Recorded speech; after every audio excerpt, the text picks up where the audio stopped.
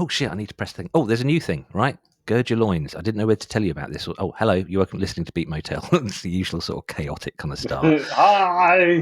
Right. New disclaimer. You're listening to the Beat Motel podcast, and we need to warn you that we like to use words like fuck, shit, and syndicalist, boxy scrutux, angry flap, and filth biscuits. And we don't often bleep those words out, apart from because we're not complete animals. But if you understand that and you like music, then listen on. How long was the fuck going for? Ages. That's you. Did you recognise it? No.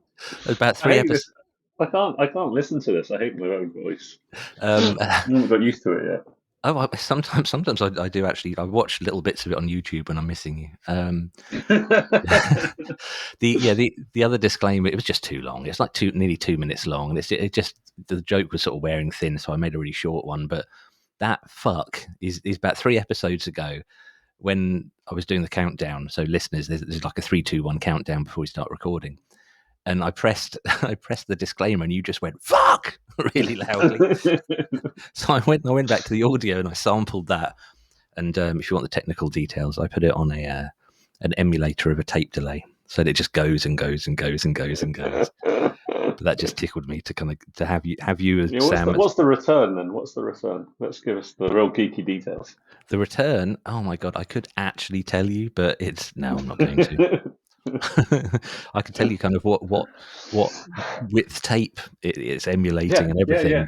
No, not going to do that. Instead, I'm going to play your riff of the week.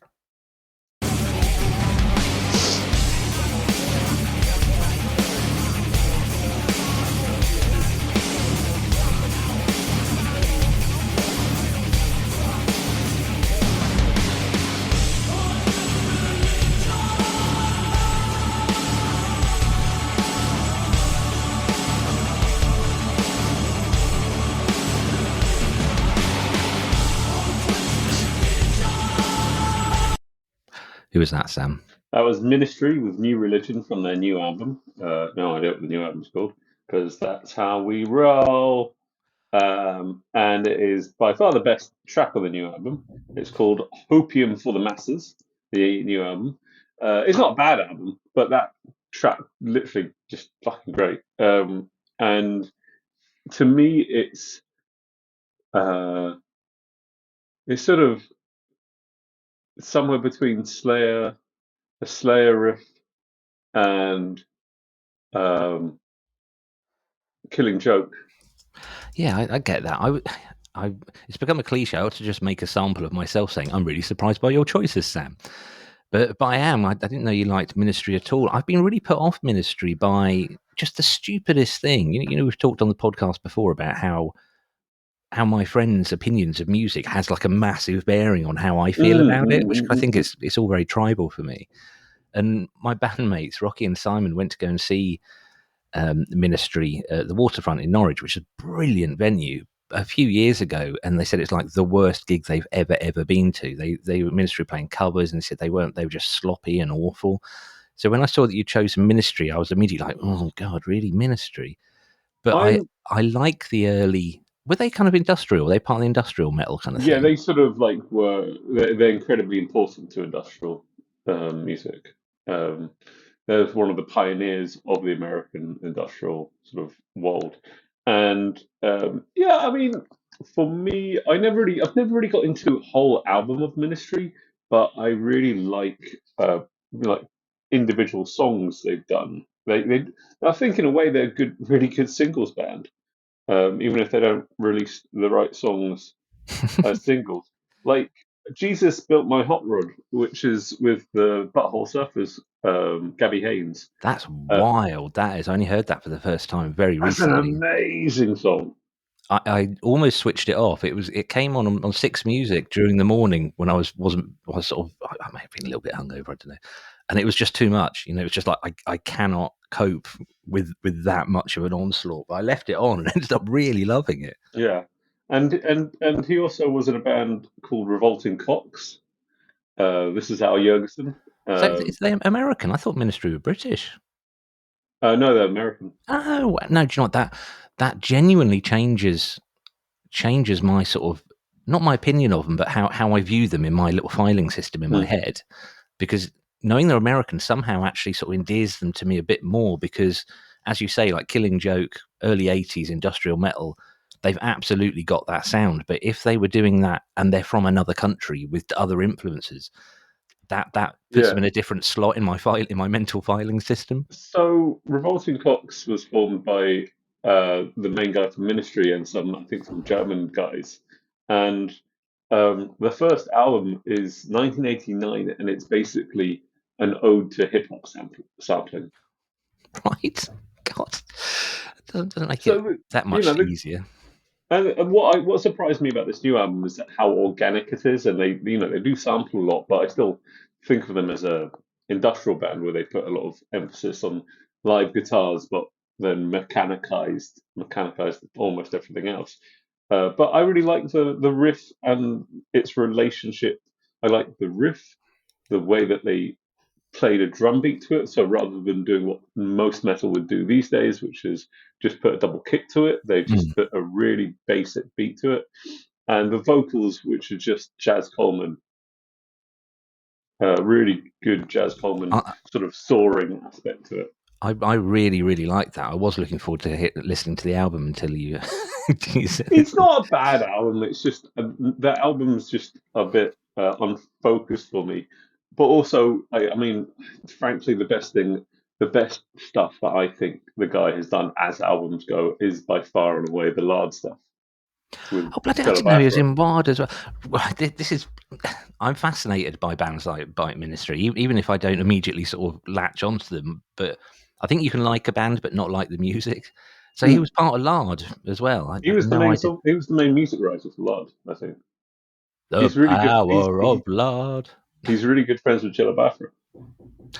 Right. This is all very, very interesting. There's a fantastic documentary on industrial music done by a guy on YouTube called Trash Theory. He's one of the people I support on Patreon. I really like the fact that for like a dollar or two a month, thousands of people can come together and actually just make it someone's job. Hey, you're really good at making documentaries about music. Therefore, it should be your job. I think that's awesome. But there's a really good one about industrial music, which I just thought was absolutely fascinating. I'd happily I was thinking about this on the walk to work this morning. I was listening to something and it was talking about preparing for retirement, which I mean is I'm never going to be able to retire. I'm going to live until I'm literally going to be like pressing keys on a keyboard as I die, age 130. And I was thinking, what would I spend my time with? And I thought I would genuinely like to spend a day or two a week when I retire watching music documentaries. Literally just have that as a day, like 9 to 5, just watching music documentaries. Yeah, I really miss the classic rock. What's it, the classic albums on? When they did, I always preferred watching the British bands or European bands when they would go so far as crediting the rest of Europe as creating decent music, rather than the American ones, because Europe has a level of self-deprecation that the Americans don't get. And I like I really liked. It's my favorite way to spend a Friday night when I was at home when they did those classic album stuff was watching BBC4, drinking a bit too much by myself, and I think the Finns call it getting pants drunk. Yeah. Someone bought me a book about getting pants drunk, and it wasn't you, which I just expect anything finished to sort of come from your direction. There's something else that I think the video for that song sucks. No, I haven't seen. Did they release that one as a single? I don't know. There's a properly made video. It's not like one of those videos on YouTube where it's just like the album cover pulsing gently or whatever. It's all crucifixions and it's all the stuff that you'd probably expect from the lyrics. But one thing it confirmed to me is that the bass player actually plays in a style that I've used my whole career, where he's playing opposite timing to the guitarist. So the riff is like, and the bass is playing, I guess, on the off notes. So I really, really like that because it for me musically it really stretches everything out really beautifully because it gives the guitar riff space to thump away, but also allows us. We do it when we make techno. There's a whole thing with techno is you don't put anything really notable on the kick, so the kick's got space to actually sound through. And I just thought, yeah, I really like that aspect of that track, that riff. So good work, Sam. Well done. Have a cookie. Oh, don't have any cookies. Oh, should we play my riff? No. Okay, let's skip that. I I actually had a lot of contenders for riff of the week this week, because I discovered a band through the Tidal recommendations thing, which is just brilliant. I've got through that, yeah. Band called Slift, which is SLIFT, and I don't know if they'd be Sam music or not. They are heavy as shit. Imagine like Opeth, if Opeth just stopped fannying about with the twiddly bits. It's basically like that. It's so good, and they're an American 3-piece. They're really young guys, but the music is just unbelievable. But after saying all that, I am not going to play that. I'm going to play this.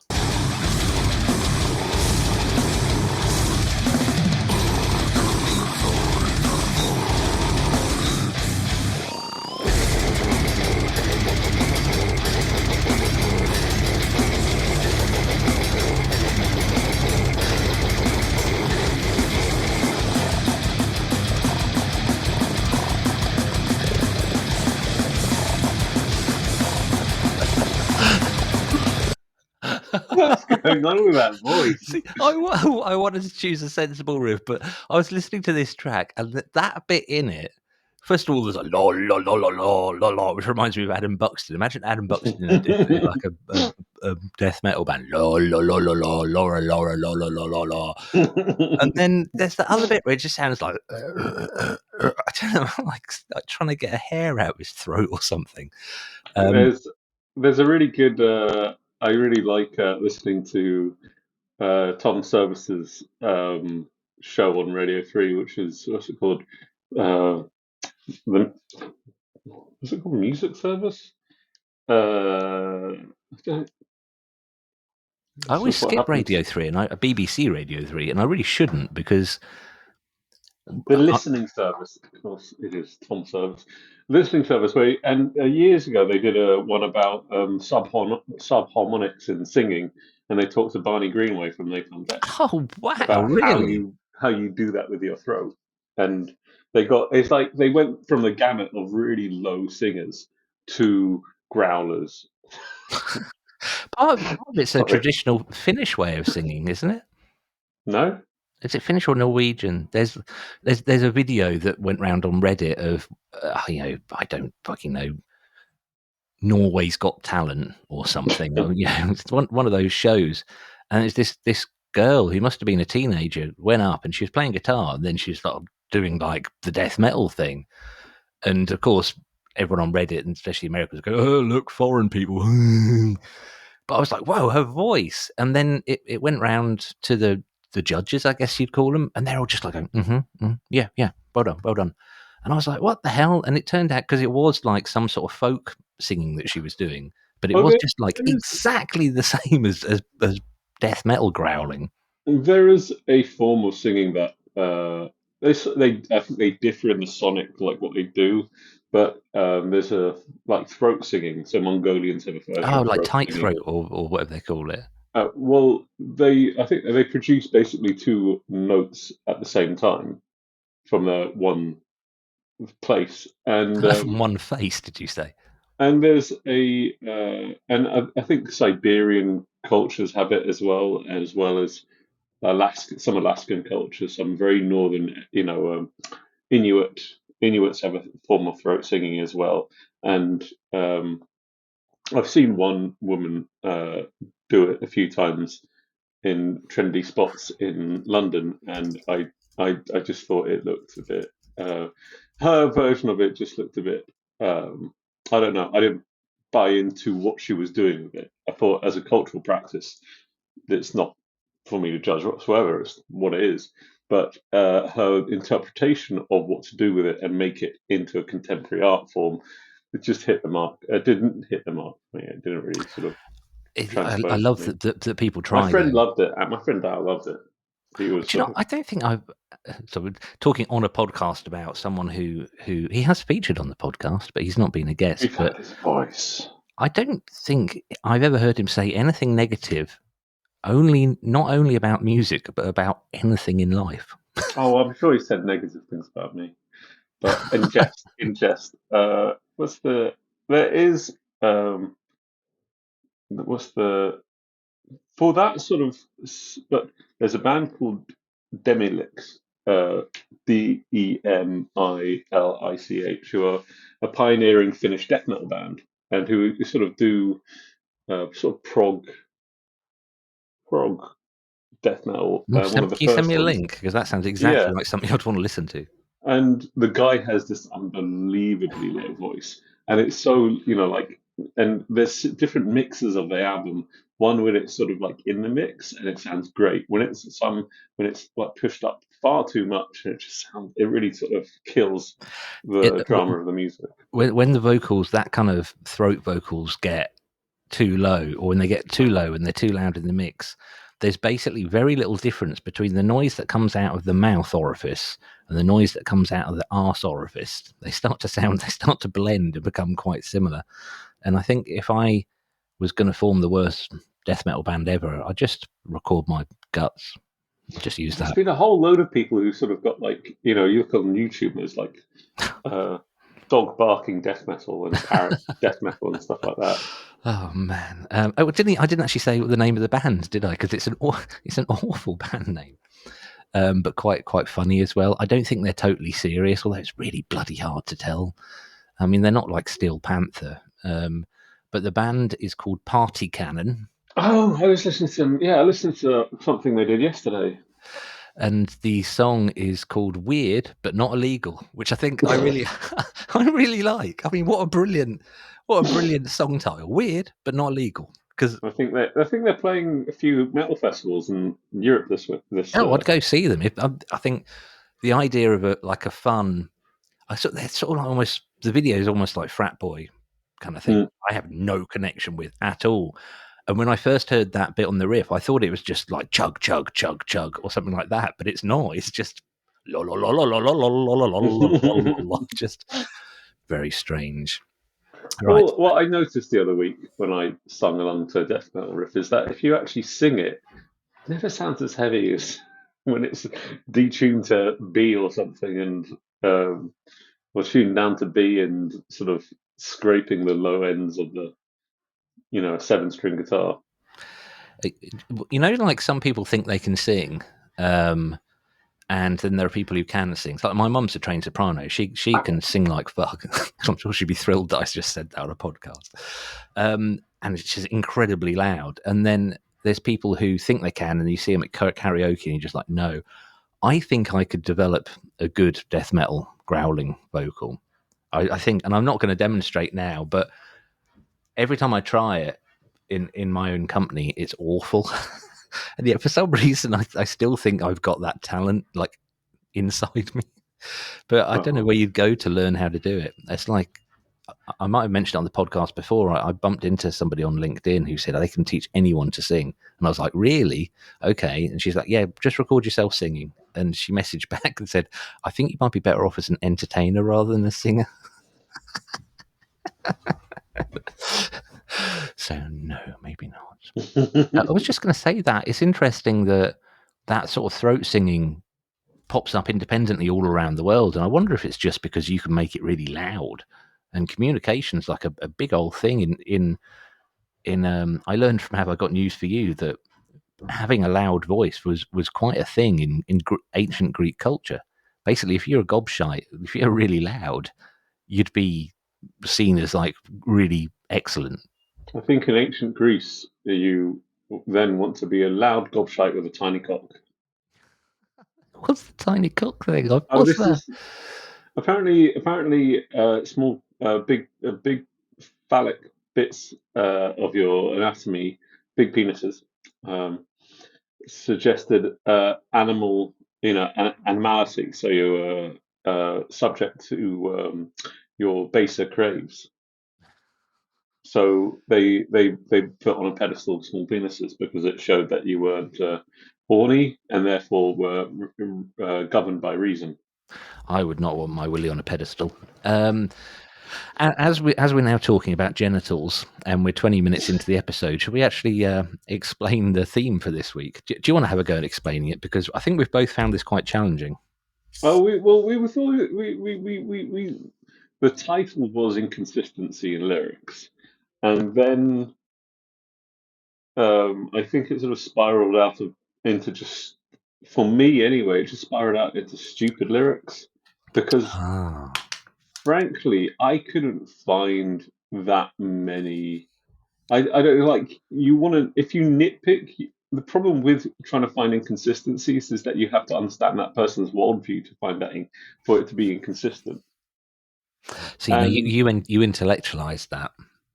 and like there's a load of different ways of putting lyrics together. Some people are just really obscurist. Some people are very poetic. Other people are very sort of plain. But I'd say, and also it's like I don't know.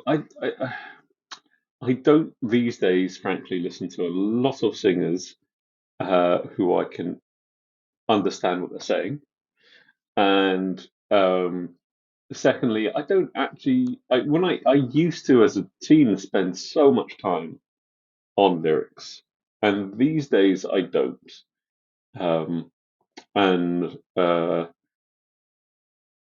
they still mean something to me, but I don't know. I'm just not. I don't listen to they mean something to me when you sing along to them. So I don't listen to that many sing along bands anymore.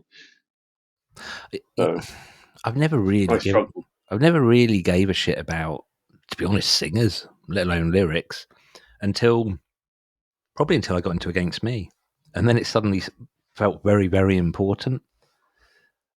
But no, on the whole, I don't really give a shit. It's going to be interesting going through this, and I think I'm going to have to look up some of the lyrics as we go along. Your Yes. first choice Yeah. reminded me of two very cool things, or two interesting things rather.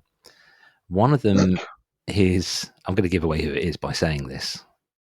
I'm just going to play it and then completely forget to ever come back to that point, because that's the way we roll. Stop and look around, it's all astounding. Water, fire, air, and dirt.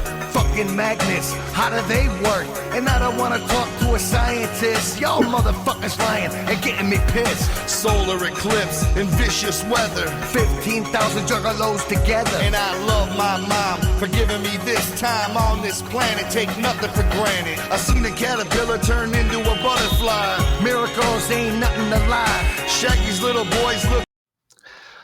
It's just shit. Go on, say who it is. It's Insane Clown Posse with the song Miracles, which went viral for the exact reason Because it's shit. the lyrics are so stupid. They're all over the place as well. There's no They're all over the thread. place. And then they say, I don't want to listen to a scientist. They're listing a load of things that science that are quite regular occurrences that science has done very well to explain. Yeah. For them in like a general way, like fucking magnets. How do they work? That might be my favorite. I know we're early on, but I think that I know all the choices, and I think that might be my favourite bit of all the songs today. Magnets, how do they work? Yeah. Jesus. I mean, I don't want to talk to a scientist. Your motherfucker's lying and getting me pissed. Solar eclipse and vicious weather. So you don't want to listen to the people who can literally explain. These people can help you, Mister Yeah, Mister Painty Face Man. These people like. Sorry, if anyone doesn't know, Insane Clown Posse have like clown paint on,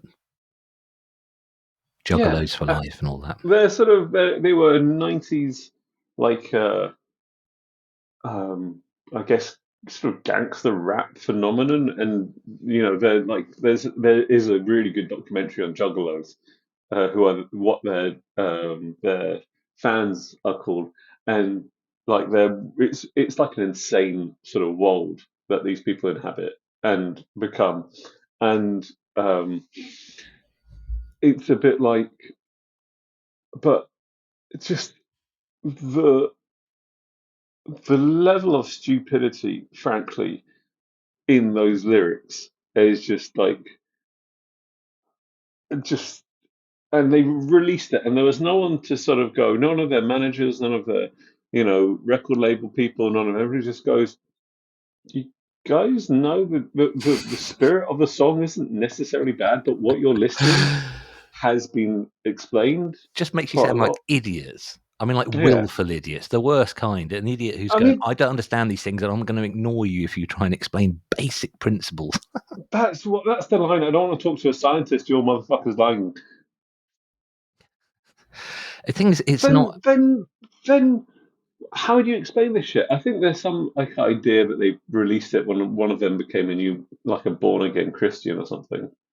Oh God, why throw that into the mix? I don't get it. I love hip hop. I absolutely adore hip hop as well. Also, as do you, as does anyone listening to this will know. There is nothing redeeming about that track at all. The backing track's shit. The vocals are way too high. There's no real flow. One of the guys has got a semi-nice voice, but it's just... I'm sorry, any juggalos listening to this, you might have to find another podcast because you're wrong. It's not good music. If they're evangelical Christians. Oh, just tell me they like guns, and that's the final nail in the coffin. Nothing against Christianity. I just want to make really clear that I'm not ragging on Christianity, but it's throwing that into the mix. If we're going to go for if these are the opening lyrics of the song, if magic is all we've ever known, then it's easy to miss out what really goes on. Yes. Yeah. Oh yeah, fair point. Okay. Now let's expound upon that. Expound, is that a word?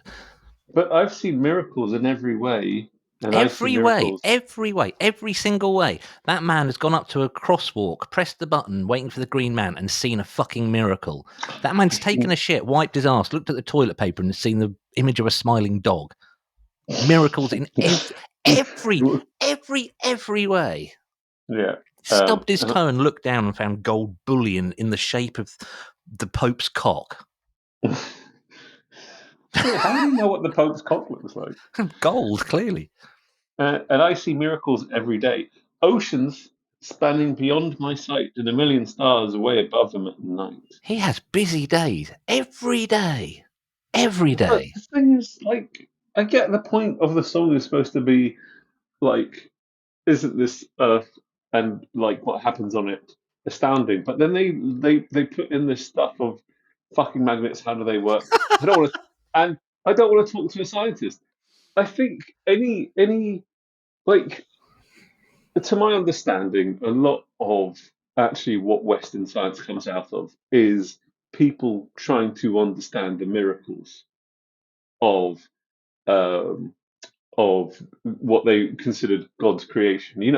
Galileo was never questioned that there was a God, but he was thrown into jail. As far as I understand, my history may be very bad at this point, but the point is that actually a lot of Western natural science comes out of exploration of Christian values and Christian ideas. That's wonderment, and there's so much Christianity is about gratitude to God. So science is a good expression of that. Yeah, and I don't think I've met people who do who have PhDs in nuclear physics who still have a space for a religious identity within that. There are plenty of others who don't, and that's fair. It's not. But you don't have to. It doesn't have to be one or the fucking other. That's what's irritated me so much about this song. And and it's why? Just why?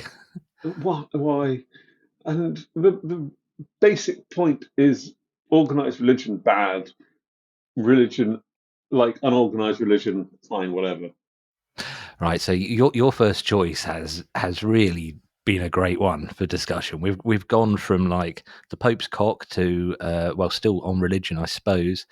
My first choice is just it's a bit lazy if I'm honest, but I wanted to include it, so I'm going to play it.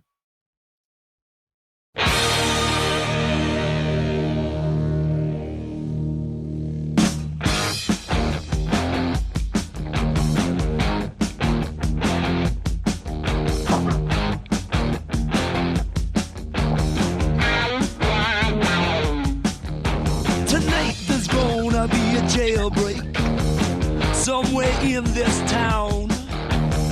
See, me and the boys, we don't like it. See, this What isn't. a great fucking band. Do you know, I really need to listen to more Thin Lizzy. I really do, because every time I hear any little bit, I absolutely love it. I could get Planet Rock in here, so I'm pointing at a DAB radio. I can't anymore. And I used to listen to Planet Rock sometimes if I've had enough of people talking, I switch off Six Music and I listen to Planet Rock or Radio Helsinki. More so Radio Helsinki these days. But every Thin Lizzy song I've ever heard, apart from The Boys Are Back in Town, which I've just heard too often, sounds fantastic. What a voice. Yeah, what a voice. And actually, I always feel like the singles, the big singles, just sort of skim the surface. And actually, the big singles are the dumbest and worst of their material. Oh, yeah, I need to listen to more. Because they punted out a lot of records, didn't they? Loads of really good guitarists. Like, I was going to say like Gary Moore. I don't really know enough about Gary Moore to know whether he's good or bad. Phil Lynott and Gary Moore were very good friends.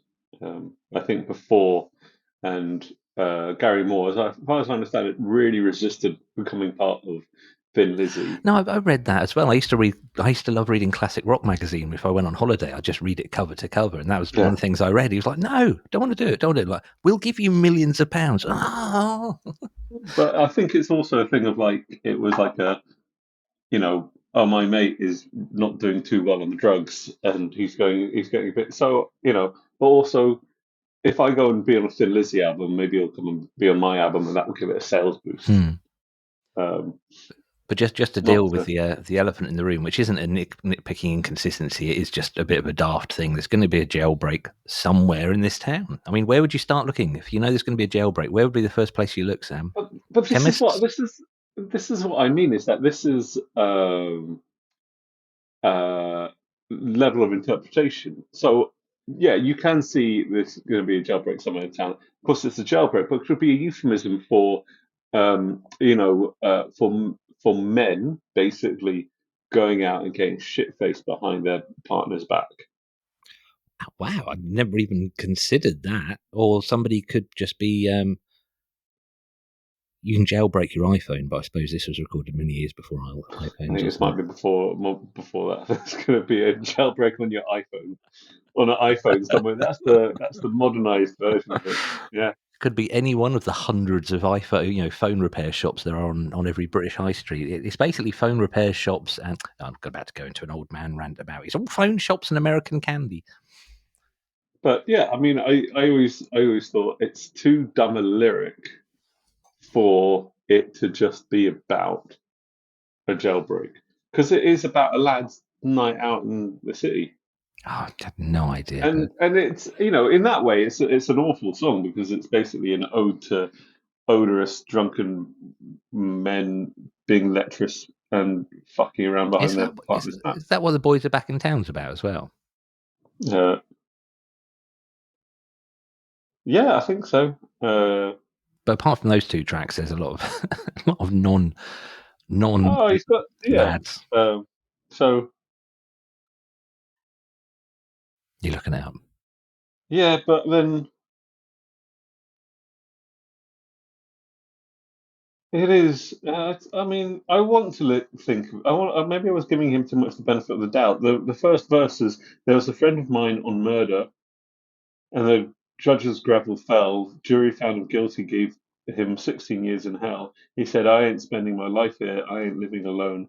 Ain't no breaking rocks on the chain gang. I'm breaking out and heading home.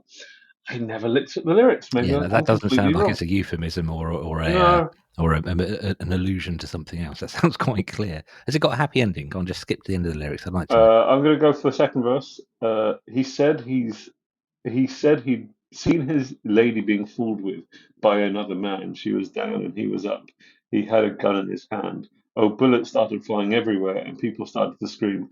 Big men lying on the ground with a hole in his body where his life had been, but it was all in the name of liberty. I'm taking it back. I think I'm taking it back.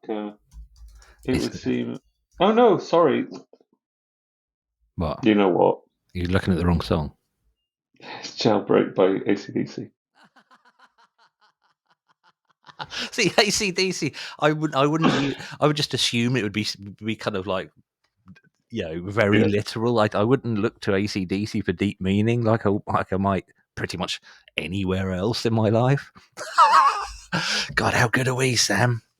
So, Have you found man. have you got the proper Yeah, lyrics now? tonight there's going to be a jailbreak somewhere in this town. See me and the boys, we don't like it, so we're getting up and going down, hiding low, looking left to right, right to left. If you see us coming, I think it's best to move away. Do you hear what I say from under my breath? Well, no, Blah, blah, because you're blah, speaking blah. under your breath. That's not good communication. I mean, it sounds like the second verse sounds like more like he's playing Monopoly. I can hear the hound dogs on my trail. All hell breaks loose. Alarms and sirens wail. Like the game, if you lose, go to jail. Okay, So yeah. So okay, that is clearly something other than. I always wondered if Sham yeah, it's a 16. lot less literal than the AC/DC one. I think I'm going to stick with AC/DC is about a fantasy of a very violent man, and Thin Lizzy is about getting pissed in town. With some sort of commentary. That's quite wonderful. Let's play your next song. I can't believe you did all that on the wrong pad. Oh man, here we go.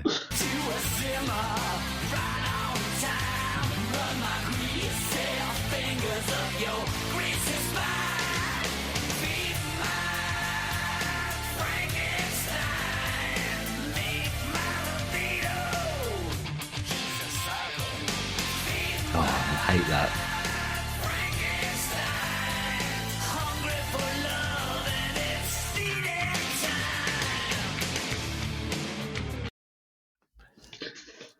Go for it. Who was it, Con? It's just That's Alice Cooper.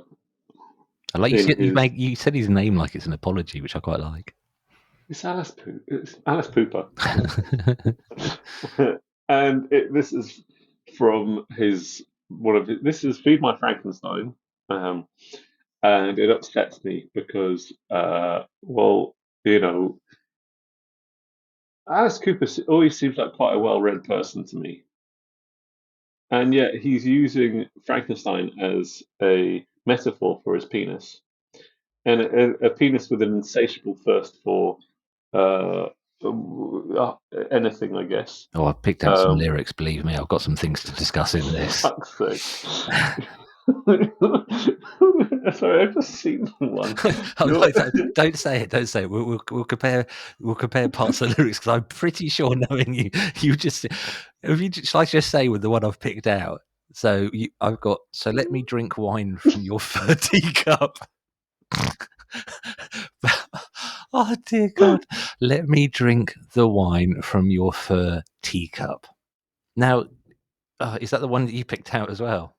Yeah, this is the same person who wrote the fucking lyrics for "Only Women Bleed" and 18 and all these other things. I mean, School's Out for the Summer is not the most intellectually engaging song, but he had plenty of really good lyrics in those first few albums. And then he gets to 1991, he's been lumped in sort of like horror rock metal world, and he just goes bass and a bit lazy and stupid, and it's disappointing. Basically, this song is disappointing because, as everybody knows, Frankenstein isn't the monster. Frankenstein's the scientist. Yeah. And Frankenstein, the story of Frankenstein, the scientist, is about obsession with technology at the expense of everything else. And the story of the monster is about is a different story. And he's just lazy. It annoys me. It's just lazy. And I mean, so he's another Christian man, and he still performs. So do you think he just skips and let me drink the wine from your fur teacup when he's on stage now? I think he's found a way of separating. Oh, the next line's nearly as bad. Velcro candy, sickly sweet. Just that actually actually made me feel. I'm going to have a sip of water. That made me feel a little giddy. I mean, listen. I mean, he did it awful. Only Women Bleed, song from 19. This is 16 years before Feed My Frankenstein. And this is about domestic violence. Man got his woman to take his seed. He got the power. She got the need. She spends her life through pleasing up her man. She feeds him dinner, anything she can. She cries alone at night too often. He smokes and drinks, then doesn't come home at all. Only women bleed. It's a fucking depressing image. It's a depressing image, but it's actually kind of rounded and thought out, and an actual lyric, and doesn't mention furry teacups. Yeah, and it's also 1975, so in the height of in the becoming sort of metal scene, which is the metal is sort of a very understood as a very male-dominated space, and it's a very there's a term in academia that's been bandied around through it called hypermasculinity, and all these other aspects. And here is a guy, 1975. Just hit the big time with it. Starts to hit the big, and he writes a song about domestic abuse. It's bewildering, utterly bewildering. Was he sober by then? I don't know. Maybe he needed the drink to be socially conscious. So when he was sober, oh god! Right, we ought to nip on to the next selection, which is mine. Day when I was chilling in Kentucky Fried Chicken, just minding my business, eating food and finger licking. This dude walked in, looking strange and kind of funny. Went up to the front with a menu and his money. He didn't walk straight, kind of side to side. He asked this old lady, "Yo, is this Kentucky Fried?" The lady said, "Yeah," smiling. He smiled back. He gave a quarter and his order, "Small fry, Big Mac, you be." So that was You Be Illin' by RunDMC off the first album I ever bought, which is Raising Hell. And I know every word of that, probably that entire album. And this track has always bothered me. Can you guess what it was that's inconsistent in there? He's ordering the wrong thing. He's ordering the wrong thing. Although now it starts off with day when I was chilling in Kentucky Fried Chicken, just minding my business, eating food and finger licking. This is the way to make RunDMC or any rap sound really uncool, is to be a middle class white guy, well, working class. I've worked my way down from middle class to working class. Well, I'm probably sub that now. This dude walked in. You keep talking. I'm listening. I'm just going to make some coffee. Okay. So this dude walked in looking strange and kind of funny, went up to the front with a menu and his money. You don't take the menu to the till, actually, anywhere. Sometimes you do. Do you really?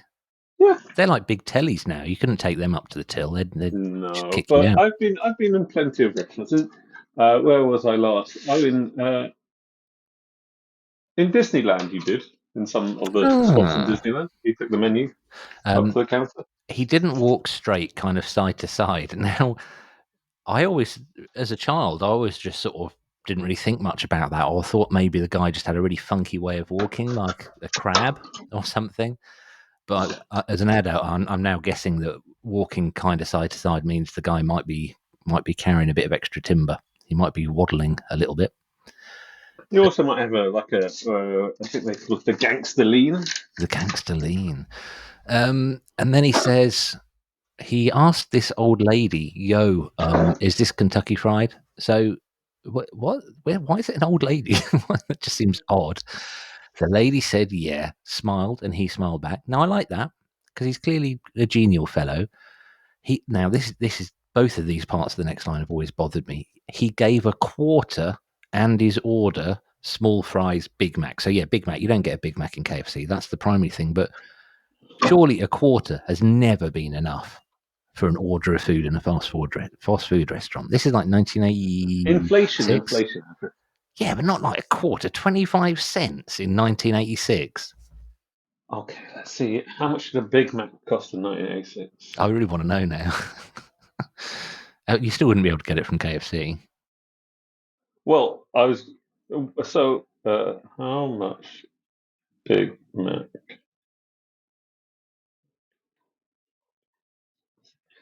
Good stuff. $1.60. Yeah, so no, he's still not taking enough money to the till. That's true. But do you know what the phrase "illin" translates as? I always assumed it's just like to be unhealthy. Or is it- Well, this is what the lyric hinges on. yeah, So he be illin, according to dictionary.com. Illin, definition and uses. It's a slang. It's an adjective. You pronounce it ill-in. Let's see if this works. There we go.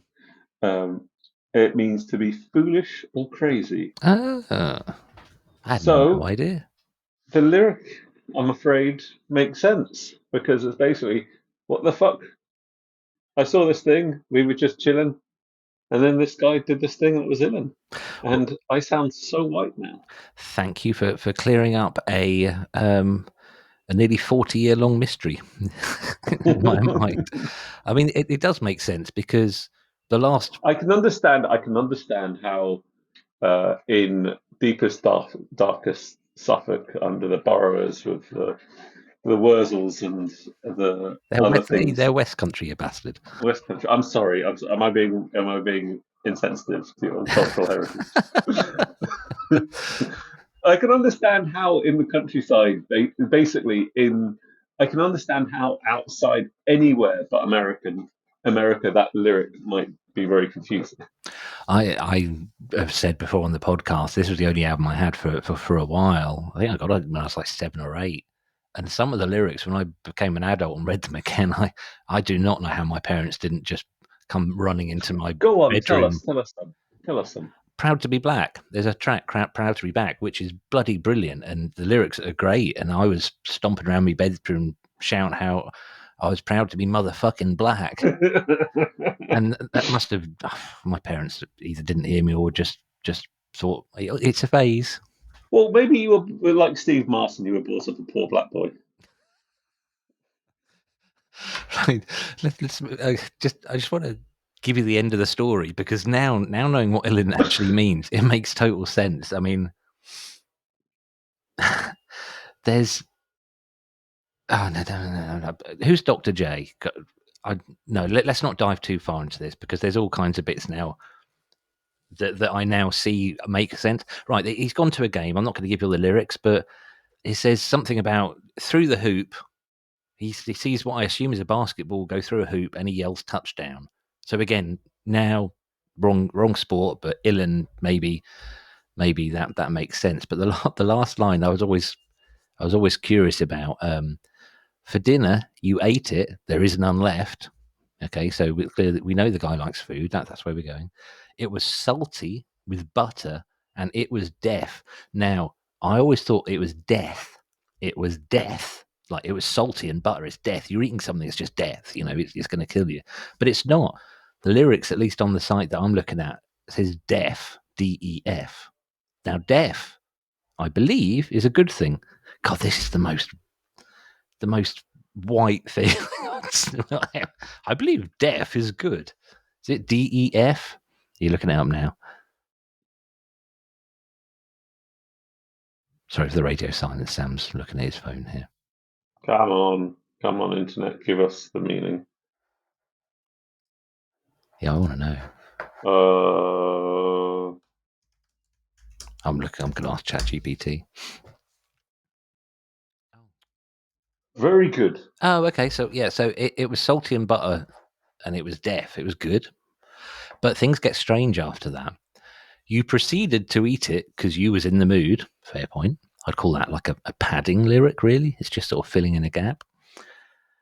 But Holmes, you did not read. It was a can of dog food. So I've never had a dog. Do they put salt and butter in dog food? I don't think you would. Do you know, I found out where the white dog poos have gone. So you grew up sort of around Europe, but where you grew up, did you have white dog poos on the pavements? We didn't have pavements where I grew up. Countryside. Well, in it was quite normal to see white dog poo on the pavement. And I then cannot remember in Rome when I moved when I was a teenager. I cannot remember white dog poo. I remember a lot of dog poo. but did the heat bake them and make them solid, so less slippery and less messy, or did it just make them worse? Oh, I can see myself reflected in your mirror. Sorry. Great thing to say on a podcast, I know, but I've developed like a Queen Bohemian Rhapsody type effect on Sam's mirror. I think maybe I should just leave it up there rather than come back with my coffee. Yeah, so white dog poo. It was because that noise. Is that what is that? Is that it's not your jaw? Is it? Oh, not your knees or anything. Yeah, so white. I'm going to just wrap this up because this isn't very interesting anyway. Dog poo. There used to be white dog poo because dog food was such poor quality. It was basically like chalk and dust and stuff. So when dogs did a poo, it was white. Right, let's move on and play your next choice.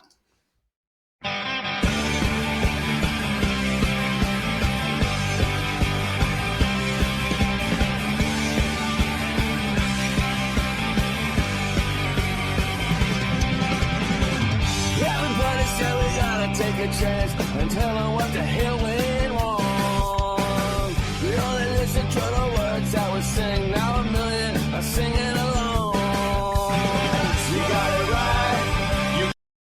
Oh, go on then. Who's that? Well, that's the sound of a band coasting on their coattails and not really giving a fuck anymore. On their own coattails. That's quite an impressive move. They were, as Rancid. If you could tell, if any of you couldn't tell by the questionable delivery by Tim Armstrong, I mean, it's one of these awful songs that a lot of I'm sure a lot of oi bands do as well. And it's called "Last One to Die," and it's all about how we've lasted this long, and we've said we've proven all the naysayers wrong. Fuck you. And it's just such a boring cliche piece of shit. And I like that NoFX had a song like that, but at NoFX it wasn't "fuck you." It was like basically, how the hell are we still here? And then they announced they're splitting up. So everybody's saying we got to take a chance. And the thing is, when Rancid were good, they took a lot of chances. They don't take that many chances these days. And tell me what the hell went wrong. That you started repeating yourself too much, and you started getting into. You became like punk bands have that thing of like what happened with Friends. That Friends lasted so long, they just became caricatures of the characters. They didn't stop being 3D. No. They just started being like these paper-thin versions of what they sort of thought they might have started out as. And that sort of happens to, particularly, I think, heavy metal and punk rock bands. They just become these caricatures. So rather than having any sort of like innovation within them, they just sort of become these sort of cliches of themselves. That's what went wrong, Tim. We only listen to the words we sing. How? No one can understand them. Now a million are singing along. Now that's fair enough. You are a big band. We've got it right. Yeah, you got it right in the early days. You got wrong. You got wrong? What does you got wrong mean? You got wrong what? Just squeezing in the words to make it fit in the line. We're still around. Brackets, the chorus behind Tim Armstrong is going "Last One to Die," and actually they put this out. When did they put this out? There's still quite a lot of bands from Rancid era. 2009. So they put that out 15 years ago, and there was still a lot of bands from from the 90s who were still touring at that point, so they really weren't the last ones to die. No, and the whole way bands exist now is so different. Bands used to pop into being, exist for a few years, and then blink out and disappear. It was quite normal. There's so many bands that anyone listening will dearly love, and if you think about it, they're probably only around for a few years. You mentioned the Beatles. They weren't around for very long. No, it's 7 years, 6 years. Bands now, it's like a career thing, isn't it? You get a sniff of something. I was quite surprised to find out Def Heaven have been going like 14 years or something. Yeah, well, this is the thing. Like, if you look at this, is sort of the sad thing of I think a lot of festivals these days is that they've stopped being like who's the biggest thing that year as they were. I feel like, when I was a kid, it was who's put out a big album that year. Or when I was a teenager, it was who had put out a big album that year. So, you would have the first festival I went to was Reading 2001. Who was on that bill?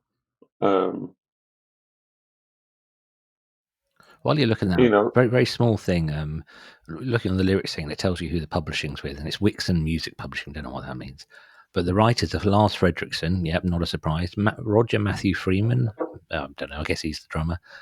He's the bassist. Oh, I thought Lars Fredriksson was the bassist. He's the rhythm. He's the only guitarist live because Tim Armstrong's too busy posing. And then the final credit, Timothy USA Armstrong. So actually his middle name. Might be. That's so strange. But so 2000. I mean, I went for the rock day. But who's headlining Leeds Reading 2001 in terms of alternative music? Okay, it was NMM, who's controversial, but then it's Marilyn Manson, Papa Roach, Queens of the Stone Age, Exhibit is on it, The System of a Down, Fear Factory, Ed P. Stained, Boy Hits Car. And, it's not a bad lineup. The thing is, they were all current bands. They were all current bands. And then last year was they don't really have an alternative day anymore, do they? No. Yeah, they've sort of given up on their alternative side.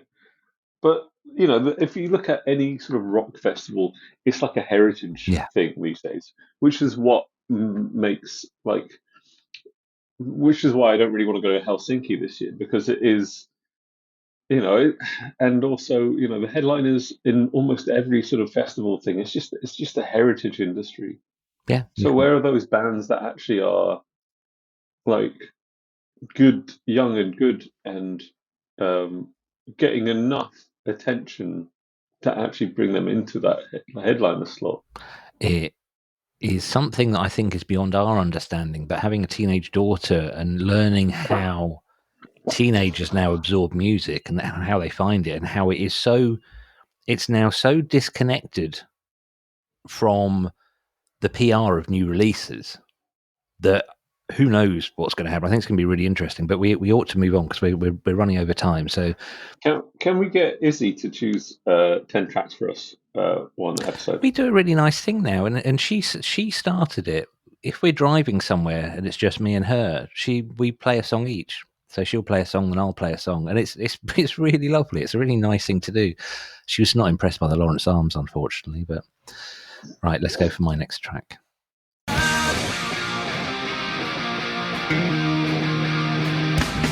I went to a shrink to analyze my dreams.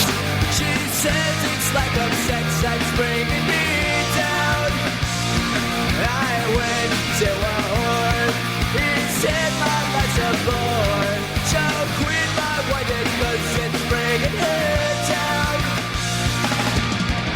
Sometimes I give. So this one has confused me since it came out. In fact, I played this to Izzy in the car just a couple of days ago. Really into Nirvana, so I want to kind of move her on.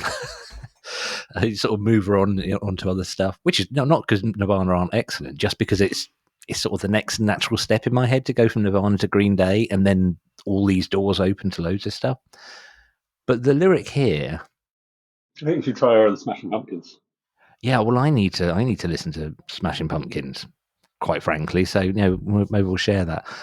So I went to a whore. He said, "My life's a bore. So quit my whining because it's bringing her down." So at first, here listening, I just thought, well, it's just an inconsistency because he switches from male to female. But the only other connotation I can think there is frankly offensive. So he's gone to a male prostitute and he's referring to her as her, which is just like a really horrible, old, misogynistic sort of gay people are women type stupidity. But I can't believe Billy Joe Armstrong would write that. I don't think it's just, I've never heard anything about anything he's ever said that would make me think he would even do it as a joke. You know, it's too rare. I think it was my. I knew about that lyric, and I always thought about that one was about presenting a challenge to the audience who understood it, and a challenge to the radio listeners, and a challenge to everybody of sort of going, you know, there's a tradition within certain sectors, within certain groups of punk rock, the sort of musicians where they quite openly dabble with questioning gender identities. And this stems right back to, if you want to consider, you know, Lou Reed part of the heritage of punk or not. Little Richard. Little Richard, Lou Reed, right to the Ramones, you know, like there's that contradictory song, 53rd and 3rd by the Ramones, which is a song about Dee Dee Ramone being a male prostitute, but then stabbing someone because they called him a sissy. The Ramones really confused me. I've never been able to latch onto them, but well, maybe it's just that then. Maybe it's just dropping a little something in, because it was a massive hit. And at the time, I can remember interviews, and they were like, we weren't expecting this to happen, because they did 2 albums that they worked really hard at. Grease is Green Day. They did 2 albums, Slapped Out Happy Hours and Kaplunk. Well, I can't remember what the first album's called, where they really tried. We really want to hit. We really want to be a big band. And they were basically burnt out, recorded Dookie, and they're like, fuck it, we're just going to do what we want. And it was a massive hit. But yeah, maybe no? No, I think they you know, Dan Ozzy's Sellout is a good one to go for this, because they, you know, this was their first album on a major label, so they're not just going to kick it out. But also the guy who signed them, he was sort of riding on them doing something, and they spent shitloads of time getting that guitar sound right. Like the punch of that guitar is fantastic, and it didn't hit me until I read that book. But yeah, the guitar sound on Dookie is fantastic. It's got a real sort of like snarl to it that really sort of stands out. It really captures the swing of his guitar playing as well, because it's not straight up at all, is it? It's got a very small amount of swing on it, which is what gives it that kind of like leaning forward sort of swagger. Okay, well, should we just put that down to Billy Joe Armstrong just having a laugh? I think having a laugh and being provocative, if you get away with being provocative. Yeah, no, cool, and I'm fully up for that, because I think some of the best provocative lyrics are ones that aren't massively obvious, and it's the I interviewed Laura Jane Grace with a friend, and we were talking about, I think many years ago, and was talking about pints of Guinness make you strong, and Laura Jane was saying that it was always about the stupidity of alcoholism and how she couldn't identify with like the frat boy, let's get pissed kind of attitude, and yet it had become a drinking song for frat boys and whatever. And I always think that sort of subversion and the way people absorb the lyrics, that maybe the correct meaning will go in one day. I really love that. I'm not really articulating myself very well, so I ought to move on to your last choice, which quite frankly has confused the hell out of me, because I'll just play it so we're doing nitpicking inconsistencies in lyrics, and this is Sam's last choice.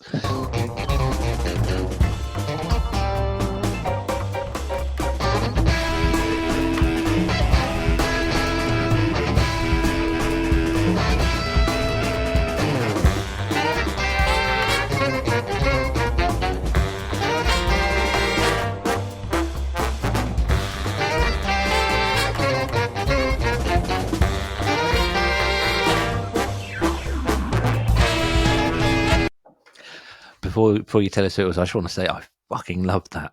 Absolutely, that everything about that. Go on, you're going to tell me you hate it now, aren't you? Who is it? That's the Flat Earth Society, and no, but I've never listened to them on record. Go on, tell us the name of the song. Oh, what's the name of the song? I don't know. Oh, I'll say it then. It's Vol Sperm Reverie. So VOLE, the little animal, Vol Sperm Reverie. I believe they're a Belgian band, and I saw them. I saw them at a jazz club in not Cafe Oto, the other one. I can't remember what the other one's called now. But I saw them years ago. Must have been maybe 15 years ago at the in London. I'd been drinking with my friend earlier that day, and then I met some other friends, including Al, later that day to continue drinking. And I was just, it's a small venue, and there's a sort of big band in front of you, and they're doing all this stuff, and it's just this sensory sort of overload, and it was just fucking amazing. Just wonderful. And so I couldn't be bothered to figure out inconsistent or annoying lyrics anymore. And I just wanted to play something that was sort of joyous and something completely different. I love that. I was wondering, I thought you were going to have something really clever about it. Like, no, it's a tune I like. Right, well, let's march on to the next one. I agree, though. There's so much to love that. I love the album cover from that was on as well. It's like, I'm sure it's not deliberate, but in Father Ted, there's a look that Dougal gets when he's confused. It's basically every band member, and there appears to be about 30 of them, all doing that, pointing in a different direction. Just absolutely brilliant. But anyway, I started on an obvious one. I'm going to end on an obvious one. The next day, it's a black fly in your Chardonnay. It's a death row pardon, 2 minutes too late. And isn't it ironic? Don't you think? It's like rain on your wedding day. It's a free ride when you've already paid. Now, I assumed you'd know who that is, but you look a little confused. Do you know who that is? I'm trying to. It's of course it's Alonis Morris. Morricone. Yeah, that's right. It's Ennio Morricone. With the song "Ironic," I just thought I'm trying to spot what year it is, but it might be before your sort of awareness of music. It became. Oh no, I know that. Everybody knows that fucking song. It was unavoidable in the 90s. Oh, okay, cool.